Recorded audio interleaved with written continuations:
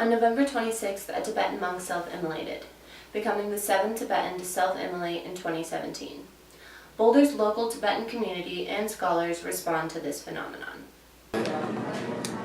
I do not agree with it at all. It's like God tells us not to be violent towards others, so I think we should be violent towards ourselves. 160 Tibetans have self-immolated. Self-immolation is when one sets themselves on fire as a way to call the world's attention to the suffering and oppression that still continues today in Tibet. Tibetan scholar and CU Boulder professor gives her perspective as to why she thinks people are self-immolating in Tibet. I, as a scholar of Tibet, interpret the self-immolations as a form of communication, a form of protest, and a form of offering, religious offering.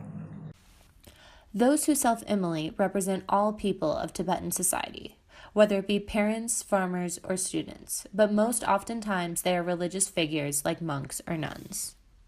Well, in the past, it's always been like monks and stuff that self-immolate because they're the ones that are the most oppressed. And recently, over the last 4 or 5 years, ever since 2009, I think, when the uprising happened, it's mostly been younger people, you know. There's 18, 19-year-olds self-immolating, and it shows you how oppressed people are, you know, when people are just burning themselves. While the self-immolations continue to happen, there's a lack of information on them, so it is uncommon for them to be reported on by popular news sources around the world. There are no foreign journalists in Tibet at all. There are 0. So China does not allow any foreign news media to have their reporters or photographers based in Tibet. According to sources in Tibet, Tenga, the monk who self-immolated on November 26th, called for freedom for Tibet before he died. People are dying because they feel that suffering is happening in their country.